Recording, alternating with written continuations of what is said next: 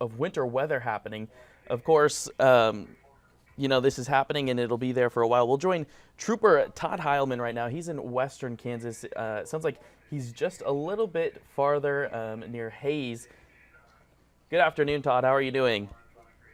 Good, thanks. How are you? Of course. So, where are you at right now?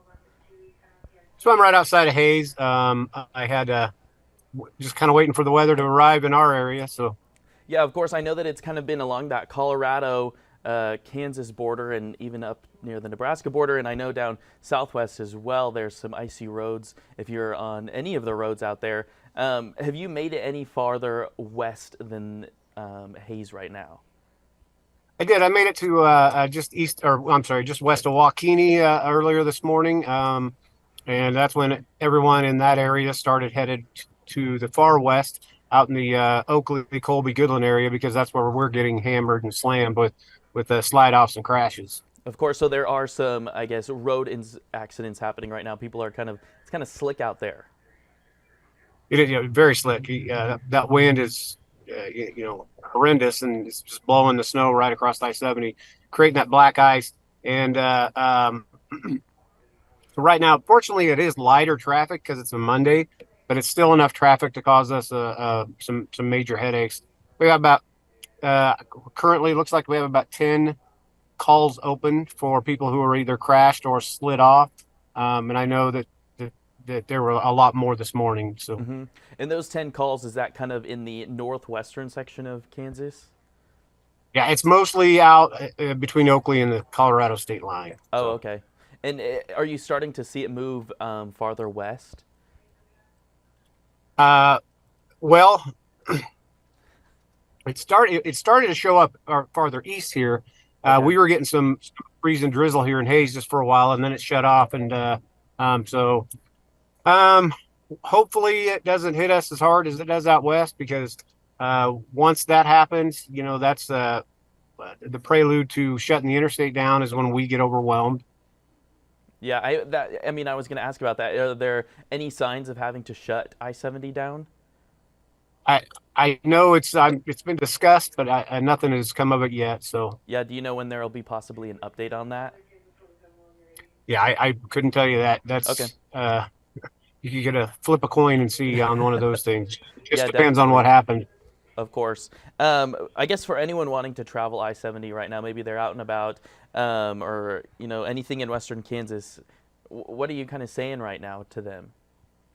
I would say, just like I posted on my Facebook and X Yeah. page this morning, it's you know, it's why would you drive in this? Because even people driving at a slow rate, we help people out of the ditch, and we're like, you were driving too fast, and they're like, I wasn't even barely even going that fast. So, Hmm. um, it's still, my suggestion would be stay home. I mean, move your plans to tomorrow when the weather warms back up a little bit. And KDOT has some time to work the roads and clear it off and clean it to make it Hmm. better and safer for us to drive.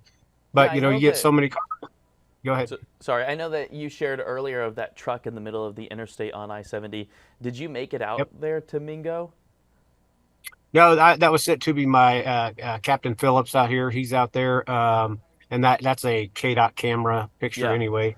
Um, but you said it was still there. Yeah, it looks like it's still there. Right now, it's kind of listed as an abandoned vehicle, so I can imagine that can only cause drifting as that wind makes its way through. Yeah, so it's too dangerous right now. The road conditions are too dangerous to try to pull pretty much anybody out. So if people slide off or crash and they can't get out, we do our normal protocol is just to leave them there until the Hmm. next day when the weather clears up. Of course, kind of. And I guess, if anyone is sliding into the ditch and they're stuck there, are you guys helping people get to the nearest town or somehow to stay warm Oh, out sure, there? sure, yeah. That's a lot of what we do is transport people on days or nights like today, Hmm. and get them in somewhere safe. Like the last storm we had, we transported several people to the Wheatland High School in Grainfield, where they set up an emergency shelter for them. So, Yeah. All right. I guess any other updates as far as roads right now? I know that east, you're kind of in Hayes. Are you starting to see it really pick up? Is it slowly picking up? What's kind of happening there? In the Hayes area, like I said, it was freezing drizzle there for a while, but now it tapered off, and it's just windy and really cold, bitterly cold wind chills out here. It feels like anyway. Yep. We did get used to warmer weather, so now we're back to this. So. Yeah, kind of switching this up on here, that good Kansas mix of weather happening these past couple of days. Yep. All right. Well, thanks Yeah. for joining us this afternoon, Todd. Great hearing what's happening. And of course, I guess if you can stay off the roads, do that. Please.